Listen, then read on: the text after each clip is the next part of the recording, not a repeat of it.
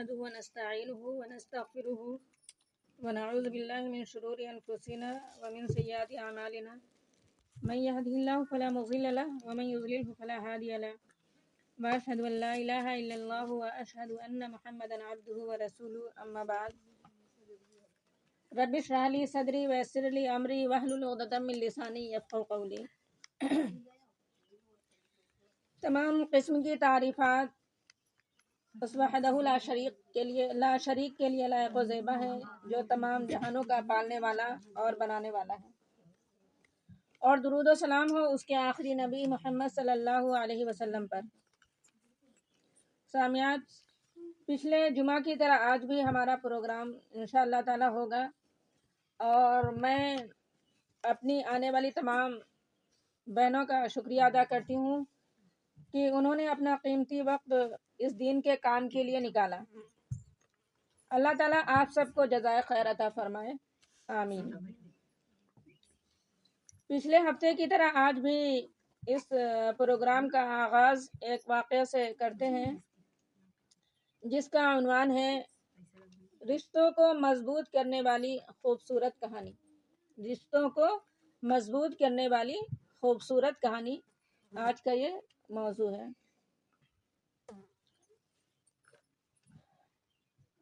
یہ قصہ جو میں آپ لوگوں کے سامنے بیان کرنے والی ہوں، ایک ایسے شخص نے بیان کیا ہے جو سعودی عرب کے بہت بڑے رتبے پہ پہنچا ہوا تھا۔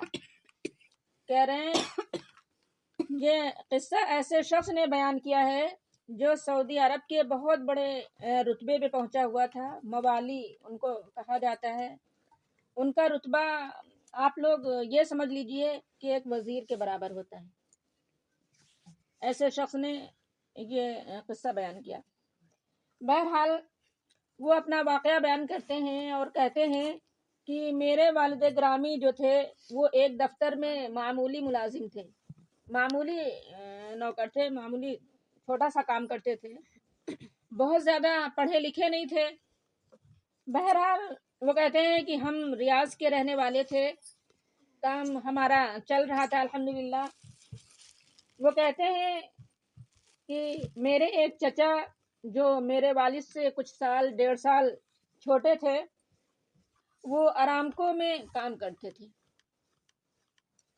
آپ لوگوں کو یہ معلوم ہونا چاہیے کہ یہ ارامکو سعودی عرب کی سب سے بڑی آئل کمپنی ہے۔ ارامکو سعودی عرب کی سب سے بڑی کمپنی ہے، آئل کمپنی، محمد بن سلمان کی، کنگ سلمان کی یہ سب سے بڑی تیل کی کمپنی ہے، پٹرول وغیرہ کی، اور امریکہ کی یہ کمپنی ہے۔ اور اس میں شروع سے ہی یعنی جو اس میں نوکری کرتا ہے، جو اس میں سروس کرتا ہے، تو کہنا ہے اس میں شروع سے ہی تنخواہیں بہت زیادہ ہوتی ہیں۔ جس آدمی کو اس میں نوکری اگر مل جائے، خاص طور پر ارامکو کے اندر، تو بہنوں یہ سمجھیے کہ اس کی لاٹری کھل گئی۔ وہ کہتے ہیں کہ میرا چچا چونکہ ارامکو میں کام کرتا تھا، کیا کہتے ہیں کہ میرا چچا جو ہے وہ ارامکو کمپنی میں کام کرتے تھے، لہٰذا وہ اپنی ڈیوٹی پر دمام میں تھا۔ یہ 3 شہر ہیں اصل میں، دمام، بحران اور الخبر۔ یہ تینوں مل کر ایک جڑواں شہر ہے، یعنی یہ تینوں مل کر ایک بڑا شہر یہ ہے۔ وہ کہتے ہیں کہ ہم سال میں 1 مہینہ اپنے چچا کے پاس رہنے، یعنی وہ کہتے ہیں کہ سال میں 1 مہینہ اپنے چچا کے پاس رہنے کے لیے جاتے، تو وہاں دیکھتے کہ جناب عالی چچا جان کا بہت بڑا گھر ہے۔ پھر اس کے بعد ان کے گھر کے اندر آسائشیں، سہولتیں، ٹیلی ویژن، اور ان کی فریج ہم دیکھتے کہ پھلوں سے، میووں سے بھری ہوئی ہوتی۔ ان کے بیٹے جو ہیں وہ بہترین کپڑے پہنے ہوئے ہوتے ہیں۔ وہ کہتے ہیں کہ مجھے بڑا رشک آیا ان کو دیکھ کر کہ میرے والد کے پاس اتنا پیسہ کیوں نہیں ہے، یعنی میرے چچا کے پاس اتنا پیسہ ہے کہ ان کے کئی بڑے گھر ہیں، آشائشوں کے بہت سارے سامان مہیا ہیں، اور ان کے بیٹے ہیں جو ہیں تو وہ بہت ہی اچھے کپڑے پہنتے ہیں. وہ کہتے ہیں کہ مجھے بڑا رشک آیا دیکھ کر کہ میرے والد کے پاس اتنا پیسہ کیوں نہیں ہے, اتنی دھن دولت ان کے پاس کیوں نہیں ہے, میرے والد کے پاس. ہمارے پاس نئے ماڈل کی گاڑی کیوں نہیں ہے, ہمارے گھر کے اندر یہ فریج کیوں نہیں ہے, اور دوسری ضرورتیں کے سامان ہمارے گھر میں کیوں نہیں ہے. وہ کہہ رہے ہیں میری سوچ اور فکر جو تھی وہ یہی تھی, اور میں یہی سوچتا رہتا اور اس مہینے کا انتظار کرتا جب ہمیں اپنے چچا کے پاس جانے کا وقت ہوتا. یعنی وہ کہہ رہے ہیں کہ میں اس مہینے کا اس ٹائم کا میں منتظر رہتا, یہ سوچتا رہتا کہ وہ کون سا وقت آئے گا کہ میں اپنے چچا کے پاس جاؤں گا. اور دوسرے یہ سوچ تھی کہ میرے والد کے پاس یہ سہولتیں کیوں نہیں ہیں. کہہ رہے اسی طرح سے وقت گزرتا رہا اور اسی طرح ہم پروان چڑھتے رہے, بڑھتے رہے. کہتے ہیں کہ جس وقت میں نے میٹرک کیا, میں میٹرک میں پہنچا تو میں نے تہیہ کر لیا کہ مجھ کو باہر کے ملک میں جا کر پڑھنا ہے. کہتے ہیں کہ میں نے اپنے والد صاحب کو کہا کہ ابا جان مجھ کو امریکہ جا کر پڑھائی کرنا ہے. کیا کہہ رہے ہیں کہ میں نے کہا ابا جان مجھ کو امریکہ جا کر پڑھائی کرنا ہے. تو والد صاحب نے کہا بیٹے بات یہ ہے کہ میرے پاس تو پیسے نہیں ہیں. میرے پاس کیا کہا, میرے پاس تو پیسے نہیں ہیں, میری تو صرف 12,500 ریال تنخواہ ہے, اور اس کے اندر گھر کے اخراجات یعنی گھر کے تمام خرچے بھی ہیں, ان کو بھی اٹھانا ہے, تو میں تمہیں کیسے پڑھاؤں. تو کہتے ہیں کہ میں نے کہا ابو نہیں ابو جی مجھ کو باہری ملک میں پڑھنا ہے, باہری ملک میں مجھ کو پڑھائی کرنا ہے اور مجھ کو آپ ضرور بھیجیے. وہ کہتے ہیں کہ میں اپنے والد سے اصرار کرتا رہا, ان سے بضد رہا, اور میں اپنی والدہ کو بھی اپنے ساتھ ملا لیا. کیا کرے, میں اپنے والد سے اصرار کرتا رہا کہ نہیں میں امریکہ پڑھنے جاؤں گا, اور میں نے اپنی والدہ کو بھی اپنے ساتھ ملا لیا. یعنی میری مرضی تھی کہ میں باہر جاؤں, تو میری والدہ کی بھی مرضی ہو گئی کہ میں باہر پڑھنے کے لیے جاؤں, اور اپنی ماں کو بھی اس بات پر راضی کر لیا کہ وہ بھی میری مدد کریں ابا جان کو راضی کرنے میں. بہرحال ایک دن ایسا ہوا کہ میرے والد نے مجھ کو کہا بیٹے میں نے تمہارے لیے بندوبست کر لیا ہے باہر پڑھائی کرنے کے لیے. کیا کہا, وہ کہہ رہے ہیں کہ ایک دن میرے والد نے مجھ سے کہا بیٹا میں نے تمہارے باہر پڑھنے جانے کے لیے انتظام کر لیا ہے, اب جاؤ بیٹے, اب تم اپنی تیاری کرو. والد نے کہا کہاں بیٹے پڑھو گے. اس کے لیے میں نے سوچا میرے دفتر میں ایک مصر کا رہنے والا شخص ہے, وہ انجینئر ہے, اس سے جا کر مل لو. وہ کہتا ہے میں اس سے جا کر ملا اور اس سے کہا کہ میں امریکہ جانا چاہتا ہوں پڑھنے کے لیے. تو اس نے کہا تم کون سے کالج اور کون سی یونیورسٹی میں پڑھنا چاہتے ہو. میں نے کہا مجھے تو نہیں پتا کس میں پڑھنا ہے, بس پڑھنے جانا ہے مجھے باہر. تو کہنے لگا ایسا کرو کہ تم میرے ساتھ چلو. وہ کہتا ہے کہ میں امریکن ایمبیسی میں آ گیا. ایمبیسی کے اندر ان کی ایک تعلیمات کا شعبہ تھا جس کے اندر ان یونیورسٹیوں کے اندر کالجوں کے اندر داخلہ ملتا ہے. وہ کہتا ہے کہ ان کے پاس چلے گئے, ان کو جا کر بتایا, انہوں نے کچھ ہمیں رہنمائی کی, ہماری مدد کی, ہمیں بتلایا کہ تمہیں کیسے اور کہاں جانا ہے. اور میں نے یہ تقریباً 8 سے 50 سال پہلے کا یہ قصہ ہے. وہ کہتے ہیں کہ 2 ہفتے کے بعد امریکہ سے ہمیں جواب ملا کہ تمہاری درخواست منظور ہو گئی ہے, قبول ہو گئی ہے, تم یہاں پڑھنے کے لیے آ سکتے ہو. وہ کہتے ہیں میں امریکہ چلا گیا. تو امریکہ کے اندر جس وقت گیا تو میرے والد گرامی جو ہیں وہ مجھ کو پیسے بھجواتے تھے. وہ کیا کہتے ہیں کہ جب میں پڑھنے گیا تو میرے والد صاحب, میرے ابا جان, اور مجھے امریکہ پیسے بھجواتے تھے, لیکن تھوڑے تھوڑے کر کے. اور کہتے ہیں کہ میں نے وہاں پر زندگی بڑی محنت کے ساتھ گزاری, بڑی توجہ کے ساتھ گزاری, اس لیے کہ مجھے معلوم تھا, مجھے پتا تھا کہ میرے والد کی معلوم نہیں کس طرح سے مجھے معلوم تھا اور مجھے پتا تھا کہ میرے والد معلوم نہیں کس طرح سے میرے پاس پیسے بھجواتے ہیں، کہاں سے انتظام کرتے ہیں۔ اور کئی سال یعنی میری پوزیشن یہ تھی کہ میں جلدی گھر واپس نہیں آ سکتا تھا، کیونکہ میرے پاس ٹکٹ کے پیسے بھی نہیں ہوتے تھے۔ لیکن میرے والد جو ہیں، اللہ تعالیٰ ان کو جزائے خیر عطا فرمائے، ہر 3 مہینے بعد یا ہر 4 مہینے بعد میرے لیے کچھ کھانے پینے کے لیے پیسے بھجواتے امریکہ۔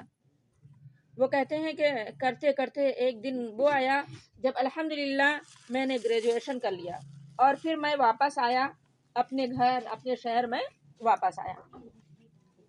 وہ کہتے ہیں کہ جب میں واپس آیا تو اس زمانے میں خاص طور پر جو باہر سے پڑھا ہوا ہوتا اس کی انگلش بہت اچھی ہو، ویسے بھی وہ سعودی عرب کا رہنے والا ہو، تو اس کو بہت اچھی جاب، نوکری، بہت اچھی اس کو سروس ملتی ہے۔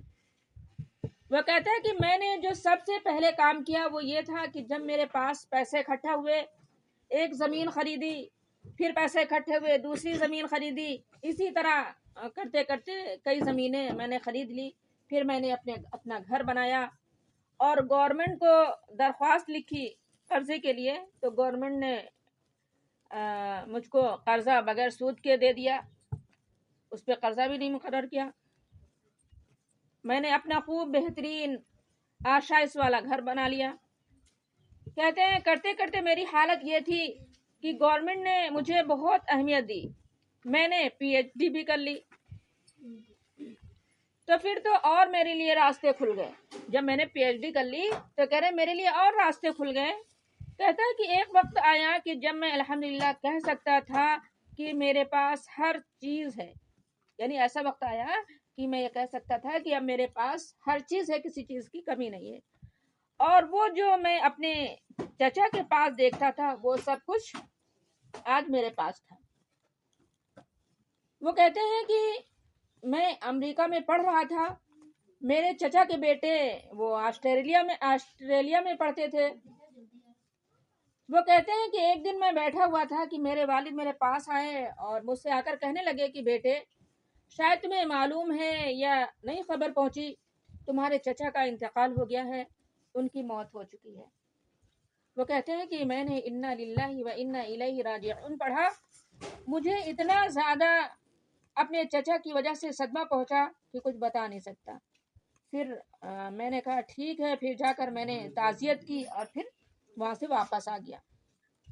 وہ کہتے ہیں کہ کچھ عرصہ گزرا، کچھ زمانہ گزرا تو میرے والد نے مجھ سے کہا بیٹے، ایسا ہے جو تمہارے چچا زاد بھائی ہیں، مجھے پتا چلا ہے کہ ان کی مالی حالت اچھی نہیں ہے، تو کیا خیال ہے تمہارا ہم ان کی مدد نہ کریں؟ یعنی تمہارا کیا خیال ہے ہم ان کی کچھ مدد کریں؟ اور میری عادت یہ تھی کہ میں نے مارکیٹ میں اپنا پیسہ لگا دیا تھا، میرے پاس پیسہ تھا، بلڈنگ تھی، ہر طرح کی آشائشیں تھی۔ میں نے کہا والد محترم، ایک زمانہ تھا کہ ان کے پاس بہت پیسہ تھا، انہوں نے تو ہماری کبھی بھی مدد نہیں کی، انہوں نے ہم کو کون سا پیسہ دیا ہے جو اب ہم ان کو پیسہ دیں؟ رہنے دیں آپ۔ کہتے ہیں کہ اس واقعے کو کچھ مہینے گزرے تھے کہ میرے والد صاحب کا بھی انتقال ہو گیا۔ میرے چچا زاد بھائیوں کو جب پتا چلا تو وہ آئے، انہوں نے تعزیت کی اور چلے گئے۔ زینب کہتے ہیں کہ چند دن گزرے تو میری والدہ نے مجھ سے کہا بیٹے تم ایسا کرو کہ اپنے والد کے جو اوراق کاغذات ہیں، کہا بیٹا تم ایسا کرو جو تمہارے والد کی چٹھیاں ہیں، پیپر ہیں، گھر میں کاغذ رکھے ہیں، ان کو دیکھو، ہو سکتا ہے کہ کوئی ایسی چیز ہو کہ کسی کو کچھ دینا لینا ہو، کچھ قرضہ ہو، کسی کو کچھ دینا ہو۔ تو میں نے کہا بالکل ٹھیک ہے، بات تو صحیح ہے۔ وہ کہتے ہیں میں نے اپنے والد گرامی کے سارے کاغذات کو اکٹھا کیا، ان کو تلاش کر کے ایک ایک کر کے ان کو دیکھنا شروع کیا۔ وہ کہتے ہیں ایک خط پر میری نظر پڑی اور بہنوں اس خط نے اس شخص کی زندگی کو بدل دیا۔ وہ کہتے ہیں کہ میں نے اس خط کو پڑھا کہ میرے والد نے میرے چچا کو لکھا ہوا تھا یعنی اپنے چھوٹے بھائی گرامی کو لکھا ہوا تھا، الاخ العزیز، میرا بیٹا جو ہے وہ امریکہ پڑھنے کے لیے اصرار کر رہا ہے، امریکہ پڑھنے جانے کے لیے بضد ہے، اور تمہیں پتہ ہے کہ میری تنخواہ 12,500 ریال ہے۔ ابھی پیچھے بتا چکے ہیں نا کہ کہتے ہیں کہ ان کے والد کی تنخواہ بہت کم تھی، 12,500 ریال، اور میں گھر کے سارے اخراجات اسی پیسوں سے چلاتا ہوں۔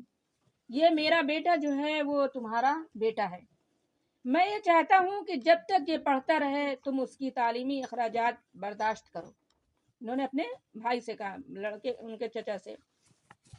کہتے ہیں کہ میں نے اسی خط کو پلٹ کر دیکھا تو میرے چچا نے لکھا ہوا تھا، اس نے کہا تھا، اخی کریم، آپ کا بیٹا میرا بیٹا ہے، یعنی خط کے الٹے طرف لکھا ہوا تھا کہ آپ کا بیٹا میرا بیٹا ہے۔ پھر اس نے لکھا، یعنی میرے چچا نے لکھا، آپ کا بیٹا میرا بیٹا ہے، اس کی تعلیم کے سارے اخراجات، سارے خرچے جب تک وہ پڑھتا رہے گا وہ سب کے سب میں اٹھاؤں گا، اس کے بارے میں آپ کو پریشان ہونے کی کوئی ضرورت نہیں ہے، کیونکہ آپ کا بیٹا بالکل میرے بیٹے کی طرح ہے۔ کہتا ہے کہ جب میں نے یہ خط پڑھا تو میرے ہاتھ سے خط نیچے گر گیا اور میں نے سوچنا شروع کر دیا کہ میرا چچا کتنا عظیم تھا، میرے والد نے مجھ سے کیوں یہ بات چھپائی رکھی، مجھے کیوں نہیں بتایا میرے والد نے کہ پڑھائی کے سلسلے میں جتنے بھی خرچے ہوئے وہ سب تمہارے چچا نے اٹھائے ہیں۔ کہتا ہے کہ میں نے سب سے پہلے یہ کیا کہ ایک خطیر رقم، ایک بہت بڑی رقم، تقریباً کم و بیش 1.25 لاکھ یا 1.5 لاکھ ریال میں نے اپنے چچا زاد بھائی کے اکاؤنٹ میں ڈال دی۔ جب انہیں پتا چلا کہ پڑھائی کے سلسلے میں ساری مدد میرے چچا نے کیا ہے تو کیا انہیں بڑا افسوس ہوا، اور کہہ رہے ہیں ایک بہت بڑی رقم میں نے اپنے چچا زاد بھائی کے اکاؤنٹ میں ڈال دی۔ جیسے ہی میرے چچا زاد بھائی کو پیسے ملے اس نے مجھ کو ٹیلی فون کیا اور کہنے لگا، بھائی لگتا ہے مجھے کہ آپ نے غلطی سے پیسے بھیج دیے ہیں۔ میں نے ان سے کہا، نہیں بھائی، غلطی سے نہیں بھیجا، میں نے خود بھیجا ہے اور آپ کو یہ پیسے بھیجے ہیں۔ تو ان کے چچا زاد بھائی نے کہا کہ نہیں، ہمیں تو کچھ ضرورت نہیں ہے۔ میں نے کہا، آپ کی بات تو ٹھیک ہے لیکن میں نے یہ رقم آپ کے لیے بھیجی ہے۔